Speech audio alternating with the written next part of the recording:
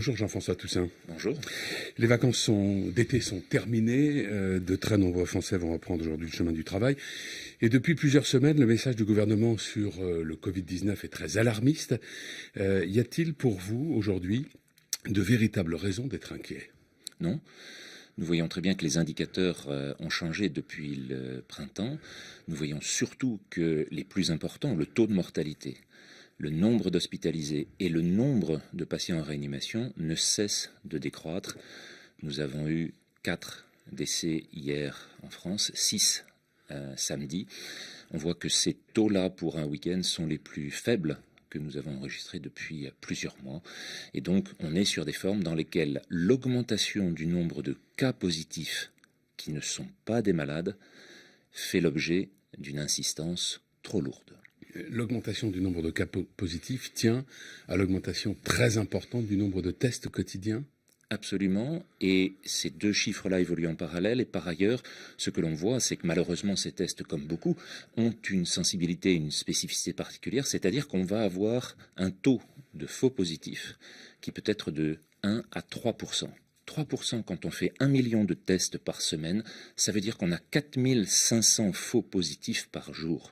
4500 faux positifs par jour, on a détecté 5500 personnes hier. Ouais. Depuis vendredi, le port du masque est obligatoire dans tous les espaces publics de très nombreuses métropoles, Paris par exemple, mais aussi la périphérie de beaucoup de ces métropoles. Est-ce que cette mesure répond, selon vous, à un véritable impératif médical? Alors, je reprendrai simplement le dernier rapport de l'OMS qui cet été nous a dit sur les masques, il n'y a pas d'études de qualité qui permettent de recommander le port du masque partout. Ce qui veut dire que, principalement en extérieur, il n'y a pour l'instant pas d'arguments scientifiques qui permettent de recommander ce masque, et il s'agit principalement d'une mesure de précaution politique, une mesure de mimétisme qui va progressivement s'imposer dans les habitudes de vie, mais qui n'est pas fondée sur un argument scientifique. Qu'est-ce que l'on sait précisément de la contamination par aérosol, c'est-à-dire ces micro-gouttelettes qui restent en suspension dans l'air? C'est un mode de transmission qui avait été beaucoup évoqué au début de l'épidémie, puis qui ensuite avait été quasiment écarté comme étant finalement très peu probable. Or, aujourd'hui, la recommandation de porter le masque, elle vise essentiellement à lutter contre ça. Là encore, on a beaucoup changé, effectivement, comme vous le disiez, sur les interprétations qui sont faites des études. Ces masques-là étaient extrêmement importants dans la phase la plus létale, la plus explosive de la maladie, en février, en mars et en avril en Europe. En Europe, je précise bien que ces vagues sont décalées dans le monde et qu'il faut tenir compte de cela pour toutes les décisions que l'on prend. Et sur ces éléments-là, on voit que cette précaution ajoutée aux gestes barrières et à la distanciation permet de réduire très largement la contamination. Il était donc très utile à ce moment-là. Or, en été, dans une phase de fin de phase épidémique comme nous sommes actuellement en train de la vivre actuellement en Europe, il s'agit de la fin de cette première phase. Nous verrons ensuite quel sera l'avenir. Mais dans ces conditions-là, je le répète, l'OMS ne trouve aucun argument scientifique pour justifier le port du masque en extérieur, en toutes circonstances. Ce sera demain la rentrée scolaire. Les élèves, à partir du collège, devront porter le masque, pas dans les écoles primaires. Est-ce qu'il y a une cohérence dans ces mesures?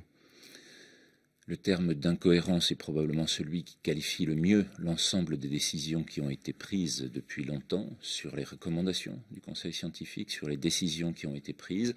Là, on voit qu'il s'agit d'une négociation, là encore, entre nos connaissances et nos peurs, entre notre inquiétude sociétale et la réalité, et il est important de trouver une conduite qui permette effectivement de reprendre, parce que le plus important, c'est de reprendre notre activité à tous, l'activité en milieu scolaire, mais l'activité médicale aussi, qui a diminué de 50% dans les autres domaines que ceux de la réanimation et des urgences, mais aussi l'ensemble des autres circonstances qui font que les effets actuels de nos décisions, les effets du confinement aveugle notamment, vont être 100 fois supérieurs aux effets délétères de la maladie.